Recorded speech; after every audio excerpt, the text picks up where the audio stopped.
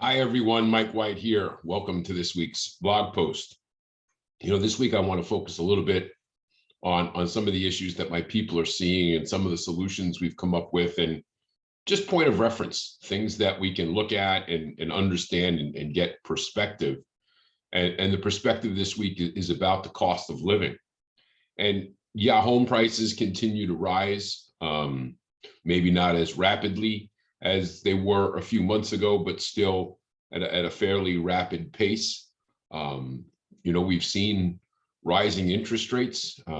Last few weeks have been, significant, but the last few months certainly has been a steady climb, certainly far off from where the bottom was. Cost of living on everything across the board. We've all seen it. People are used to, or getting more used to the fact that inflation is very real and maybe not as transitory as once thought. And that the cost of things is going higher. And I think it's really important that we don't get isolated in the mortgage industry being put in defensive posture about interest rates and the cost of things. And it's the same thing with real estate, that the rising home prices, people can be on the attack about that. But the reality of it is, as things stand right now, virtually the cost of everything is going up. And so I just wanted to share some thoughts with you on what we're talking about and what we're doing. And it comes down to the very simple fact that everybody's got to live someplace. And whether you own it or whether you rent it, there is an inherent cost of living. There's a cost of occupying space, creating a home, whether you're renting that home or you own it. The reality of it is, yes, buying a house has, the cost has risen significantly between the purchase price and the cost of financing the debt associated with many of us who buy homes. Certainly is a big deal, and it does have an impact.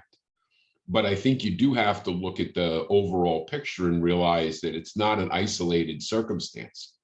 The cost of homes being higher and the cost of financing those homes being higher is a piece of a much bigger puzzle that we have to look at and compare it to and say there is yes, the cost of living is higher, but there's a difference.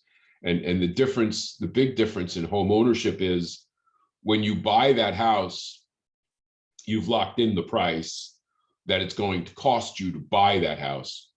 And any future increase in the value of that house is now your gain, not something that you have to overcome, but something that you get to collect and, down the road, and it's called appreciation. The other thing that you do, for most of us, not everybody, but most of us are taking fixed rate loans when we buy houses. We're locking in that principal and interest cost. And so that itself is not going anywhere. Now, I get it. Taxes and insurance can certainly move. And with home ownership versus renting, you've got some maintenance and things like that. But the reality of it is, the biggest pieces of that puzzle become the cost of the house, which no longer rises for you, and the principal and interest payment, which now remains stable, depending on how long your fixed rate loan is for.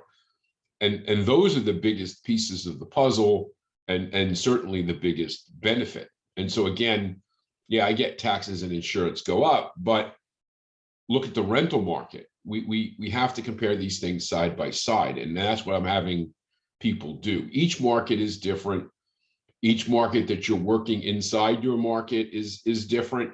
So you have to sit down and you have to do some math and you have to look at it. But it really comes down to, hey, look at your 3-bedroom, 2-bath apartment or rental units, and take a look at the quality, the condition, the square footage, the cost, the amenities, and get an understanding of what that rent looks like.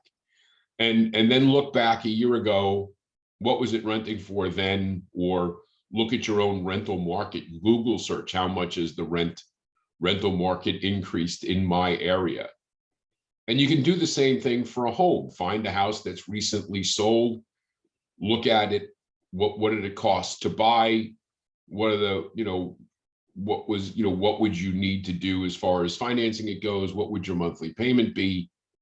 And see what you get, again, comparable to whatever that rental unit is, and see what the fixed costs are. Now, I get that these things can be different, and I get that with owning a house versus renting. And I know the biggest, well, if I rent, I can just call the landlord when something breaks. Well, you can also buy a house with a home warranty. I mean, it's not like it's that much of a problem. And if you work that into your calculations, the math, some of the things that we're finding is that in most markets, not all, but in most segments of most markets, the cost of renting is still significantly higher than the cost of owning or purchasing an equivalent. And that locks in a vast majority of your costs, that buying of that home, along with the appreciated value or the growth of that property, along with the ability to do what you please with that property, along with the fact that nobody's going to raise your rent. And we're seeing across the board, rental increases are phenomenal.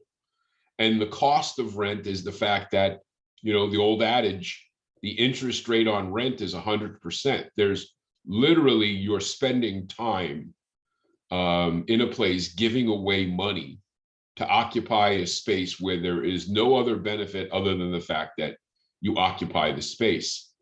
And so it is something to take into consideration when people are talking to you, about that. Again, look, and we've used these strategies before, when you're talking to the people that you're pre-approving, or they go into contract, how long were they looking before they found a house? We deal with, oh, well, there's a lack of inventory. Yes, but how homes are selling?